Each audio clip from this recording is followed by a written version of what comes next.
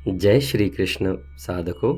हमने 21वें श्लोक में जाना कि अर्जुन अपने रथ को दो सेनाओं के मध्य में खड़ा करने के लिए भगवान श्री कृष्ण से कहते हैं। 22वें श्लोक में हमने यह जाना अर्जुन अपने शत्रु पक्ष की सेना का निरीक्षण करना चाहते हैं।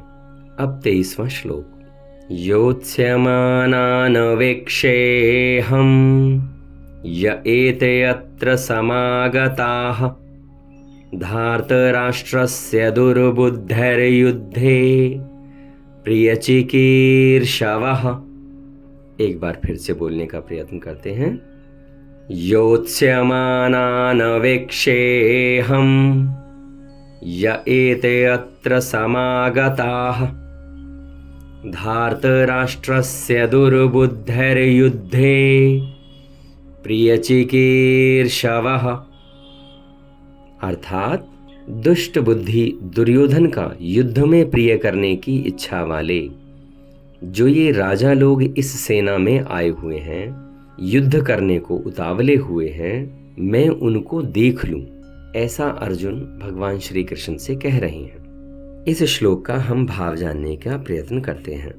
दुर्योधन को अर्जुन ने दुर्बुद्धि कहा है इस श्लोक में।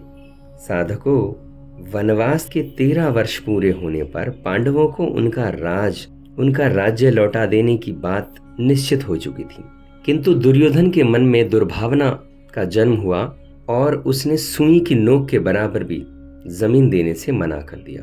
दुर्योधन की इसी पाप बुद्धि का स्मरण करके अर्जुन उन्हें दुर्बुद्धि बतला रहे हैं। अर्जुन यहाँ यह बताना भी चाहते हैं कि दुर्योधन ने हमेशा हमारे कुल का नाश करने के लिए ही सारे षड्यंत्र रचे तथा अनेकों अन्याय और अत्याचार दुर्योधन ने पांडवों पर किए। दुर्योधन की इसी पाप बुद्धि का स्मरण करके अर्जुन उन्हें दुर्बुद्धि बतला रहे हैं। साधकों, यहाँ पर धार्तराष्ट्र पद का भी इस्तेमाल हुआ है।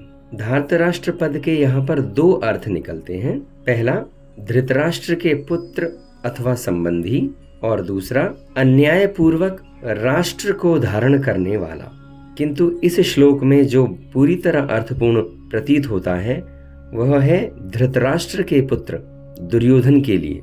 अर्जुन यहाँ पर यह भी कहना चाहते हैं कि पाप बुद्धि दुर्योधन का अन्याय और अत्याचार तो सारे जगत को मालूम है, तो भी उसका हित करने की इच्छा से उसकी सहायता करने के लिए जो यहाँ राजा लोग इकट्ठे हुए हैं, इससे मालूम होता है कि उनकी बुद्धि दुर्योधन की बुद्धि के समान ही दुष्ट हो गई है। तभी तो ये सब इतना अन्याय का खुला समर्थन करने के लिए आकर यहाँ जुटे हैं। वास्तव में तो मित्रों का यह कर्तव्य होता है कि वो ऐसा काम करें, ऐसी बात बताएं जिससे मित्र का लोक परलोक में हित हो। परंतु ये राजा लोग दुर्योधन की दुष्ट बुद्धि को शुद्ध न करके उल्टे उसको बढ़ाना चाहते हैं।